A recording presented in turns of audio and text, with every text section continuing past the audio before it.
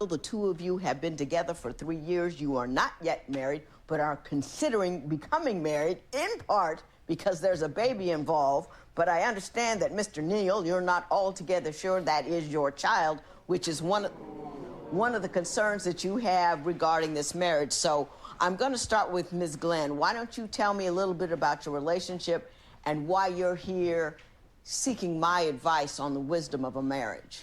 Hello, Judge. My name's Amber. So we moved here all the way from DC to LA because Kendall wants to be a famous comedian, and I support that 100%. But now that we're about to have a child, I feel like that he's partly denying that it's his child because he wants to be famous and maybe like leave us behind, because I don't know, like I just feel like the more like successful he gets, the more like he's just starting to get distant in our relationship. Give me an example of how he's changed in a manner that makes you believe that he's distancing himself from you. Just the biggest factor is him saying that it's not his child. Me and him are together 24/7. We live together. We talk all the time. So for him to really even question that it's his child, like I just feel like there has to be a motive or a reason for it, because I haven't done anything. I'm always with him. We talk multiple times throughout the day when I'm at work. Like, we're always talking. So it's just like, why do you... Could you have cheated? Yeah, like, it's just like... Now, Mr. Neal, yes. Do you not believe? Do you question? Do you have real concerns? Somebody got in your ear? What happened? I do not believe that that's my baby. Because? I don't believe that's my baby because, first of all, that was the biggest joke I've heard all afternoon, that she has no time to cheat. We went to Maryland. To go back home to visit. Just a quick comment. When someone says, when someone asks you, or, they're asked if they have cheated, if their response is, when? I don't have time to cheat. That is, to me, is a red flag. Because if you don't have cheating, like in your heart or in your character, you're going to say, there's no way. That's not me. I don't cheat. I'm loyal to this man. I'm loyal, period. Because honestly, when someone cheats, it has nothing to do with the partner. So, I mean, if I was asked, I would speak about my character. I don't cheat. If I have a problem, I'm going to go to you. It's always a red flag when they say, oh, I don't have time. So if you had time, you would cheat. I don't know if I'm reading too much into it. It's just from experience, and I don't know. That's just what I think. If they're talking about other reasons other than their own character, or that they want to be loyal and honest and truthful, and that's just how they are, that they wouldn't cheat, I think that's a red flag for me. The family, and we had not been having sex. We hadn't been doing anything. But when we came back to California, all of a sudden, Amber's pregnant. My friends in Maryland were calling me, letting me know, yeah, like, there's people around here saying that she's been sleeping around, that she was sleeping around back when we was in Maryland. So, and then when I did the math and I kind of added up everything and how many weeks that she was pregnant, it couldn't have been me. Even though she hasn't had the baby yet, we had a DNA test. There's a new procedure out that can detect fetal DNA circulating in a woman's blood. So we had that test done, and we do have the answer to that question. But let me ask you this, Mr. Neal. Do you have reason to distrust her? Amber has this friend who she texts all the time. She's been friends with her for a while, so it's not unusual for her to text this friend. And one particular time, something told me, check Amber's phone. I checked her phone, and it wasn't her friend. It was actually some guy from work, I believe, but she had it saved as a girl's name. Did you have some guy saved under a girl's name on your phone? I did, and it was actually an ex-boyfriend. It wasn't a guy from work, and it was 3 years ago. So first of all, for him to still be bringing that up now, it's like it's irrelevant. And Kendall has he's friends with all of his ex-girlfriends, and because he's trying to be famous, like, he just entertains so many girls that text him, DM him on social media, Snapchat him. So I'm a petty person, and I know that is wrong. I'm a petty person. It's nice to be self-aware. I am. I'm very revengeful and spiteful. So when I did that, it was to get back at him, and it was sneaky and manipulative, and I lied to him about it, but it was 3 years ago. So it's like, okay. So he needs to get over it. Yeah, you chose to get back with me and forgive me, and he's lying. When we were in Maryland, we were together all the time. We went to Maryland for Valentine's Day and stayed for a month until March. I found out I was pregnant in April. So it's like, it does add up. And if I was scared and suspicious that it wasn't his kid, I wouldn't have agreed to do the DNA test and come here. So it's like, just that alone, you shouldn't be questioning me so much. Like, you had to agree. Stupid. If you didn't, then it would give it away. I'm the one who wanted to do this. Well, let me ask you this, Ms. Glenn. You believe that his pursuit of fame is a hindrance to your relationship. Explain that to me. Yes, because my biggest fear is once he actually gets to where he wants to be in his career. You know, a lot of men cheat and are terrible men when they don't have anything going on for themselves. So it's like the fact that he does have something going on for himself, it makes more women come with the territory. So it's like, I feel like it's just a mechanism to try to, like, you know, be defensive and blame this all on me so he can have a reason to just, like, push me to the side and not feel guilty about it. But let me ask you a question. I feel like that's her own insecurity. It has everything to do with your partner's character, not whether they're successful or not. Like she pointed out, if there are men with no jobs, no aspirations, no futures, juggling 5 women at a time, and there are men who are successful that do the same thing. Just like on the flip side, you know, you might have a man that has no job, no aspirations, nothing to do, and he's at home watching TV all day doing nothing. And, you know, you might have a successful guy that's completely faithful. That's not a telltale sign. A successful man is not a red flag, ladies.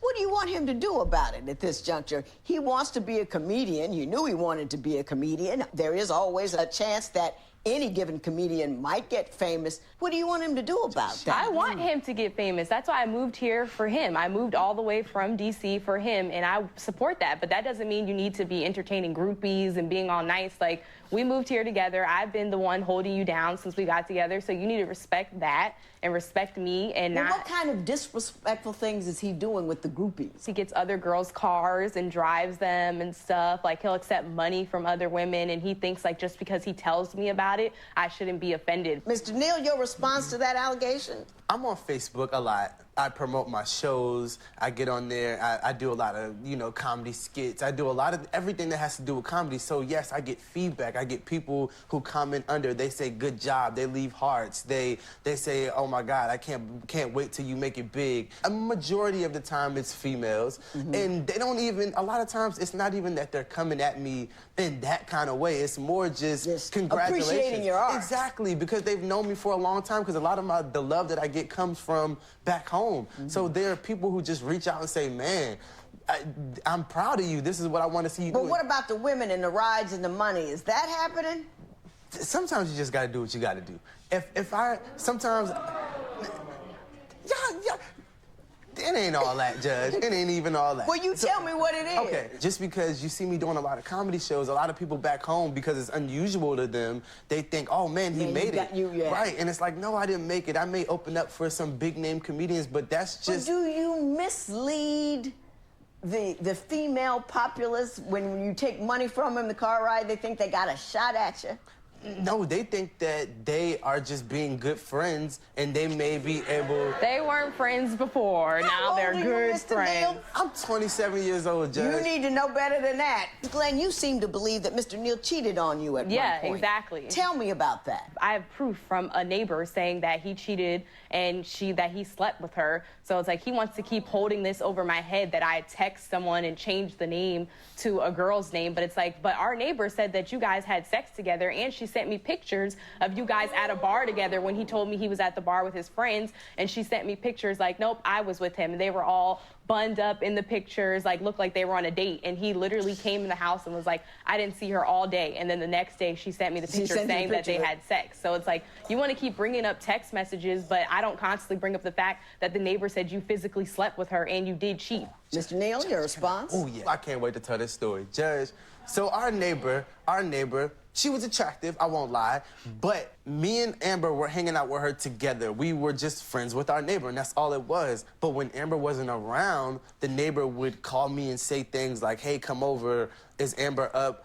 Come by yourself, or... She's hitting on you. Exactly. So me being the gentleman that I am, I go back to Amber, and I'm like, Amber, because she started to actually hang out with Amber, and they were going to get, like, pedicures and doing little girly stuff. And I had to go to Amber. I'm like, hey, stop hanging out with her. She's like, why? I'm like, because this is the type of things that she's saying to me. She's saying this, she's saying that.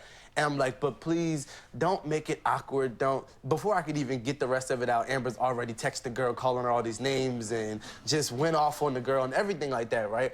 So the neighbor, of course, had to defend herself. She's like, oh, well, he's lying. But the pictures weren't fake, Judge, so it's like, if you're telling me to avoid her, I mean... why didn't you avoid her and go to the bar with her? I didn't go to the bar with her. Yes, you did. But why would he bring up to you, hey, don't hang with her because she's trying to talk to me all off the cuff and whatnot and start all this ball rolling if, in fact, he wasn't trying to be a true and honest dude? Because he probably was guilty and he knew that she had the pictures and at any moment she could tell me that they did go on a date. So it's like, I feel like he was trying to be smart and throw me off, like, don't believe her, she's a liar, she's coming at me, you know? Because it's like, if that was the case and you don't want me to hang out with her and I should avoid her, why did you even put yourself in the position to go to the bar with her? Let me ask you this question. Did you actually have a picture with her in the bar? I'll tell you about that. So what happened was Amber would a lot of times, sorry, I left this out, but a lot of times Amber would like say things to me like, I think she likes you. I think she's flirting with you. I think, you know, and a lot of times I'll go out and practice my comedy bits. I'll go out and I'll walk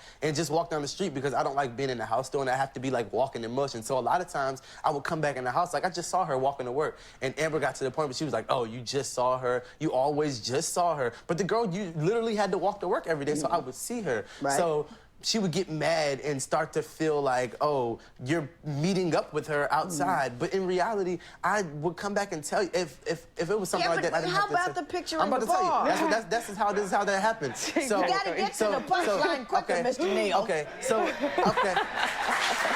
Whose side are y'all on?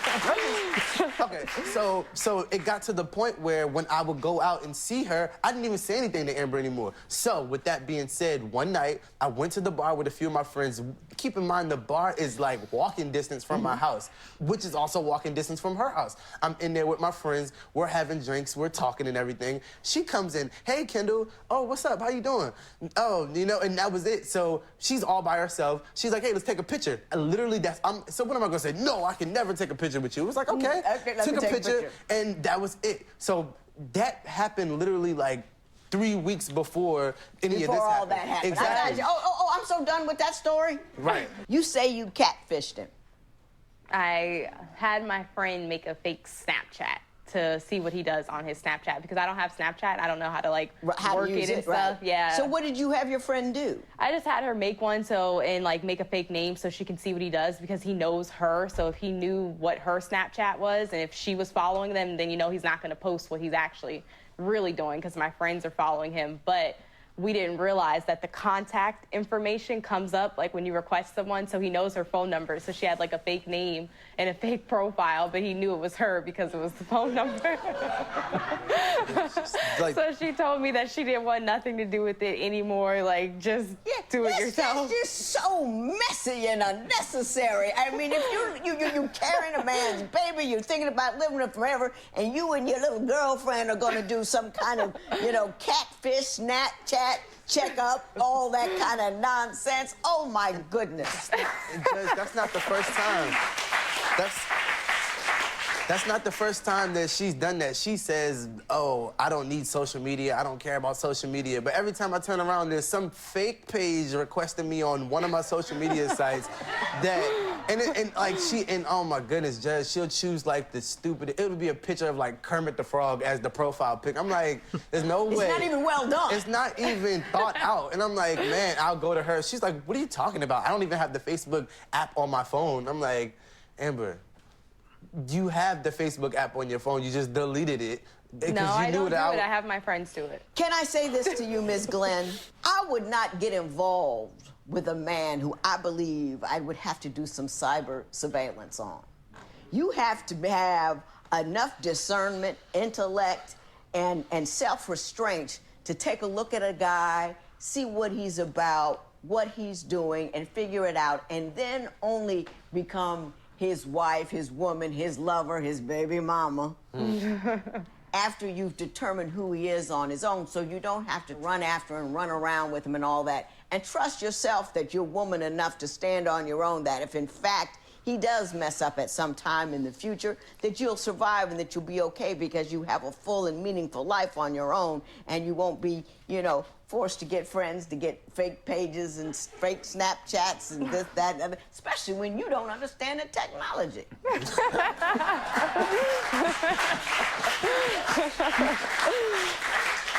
I understand, Mr. Neal, that you say that if it is not your child, you will leave her. I will never speak to her again. Do you love her? I love that girl so much. Did you move here with him? Yeah, we moved here together. We drove here together. Were you pregnant when you moved? No. I'm pregnant now. I'm 6 months. Did you work not to get pregnant, or? Yeah, we were on birth control, so that's why it's like he really doesn't think it's like his kid because, you know, guys we use were using protection and stuff. Yeah. And somehow, some way, you got pregnant anyhow. Yeah. So I guess the thing to do would be to figure out if this is his baby.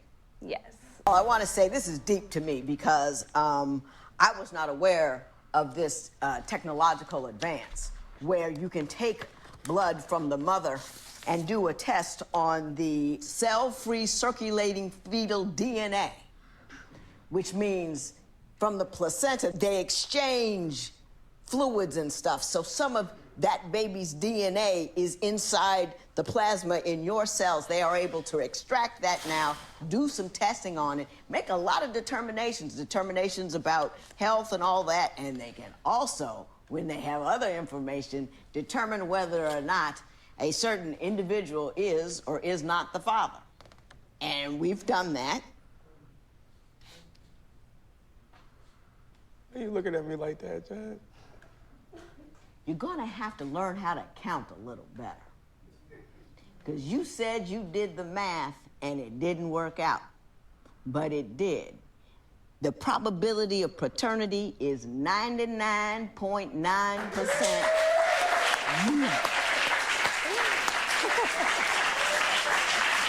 It's certified. It's certified, it's real, it's yours. You about to be a daddy. That's what it is. Now put the paper down. Can I give her a hug? Turn to your right and say, baby. Baby. I'm so sorry. I'm so sorry. I was wrong. I was so wrong. And I'm gonna make it up to you. I'm gonna make it up to you. Man, I feel like Yeah, idiot. you should. she's gonna be using this forever. Oh, won't she though? Won't she though? Listen, you two, I think you guys got the makings of a great couple. I think you've got the makings of a great comedian. I hope to be able to say one day, yeah, I saw him before he got famous. But I don't want you to be a silly person. I'm don't not. be a Just silly. being pregnant has made me very crazy. Oh, you were silly beforehand. Listen, I was in here listening. I swear. You're a gorgeous woman with a funny dude. Don't be a silly person. Lose a man because you just acting a fool. You understand that? Thank you, yes. Congratulations to you. This matter is adjourned. I think a lot of that was messy community. Neighbors, quote unquote friends, trying to just cause drama. People are bored.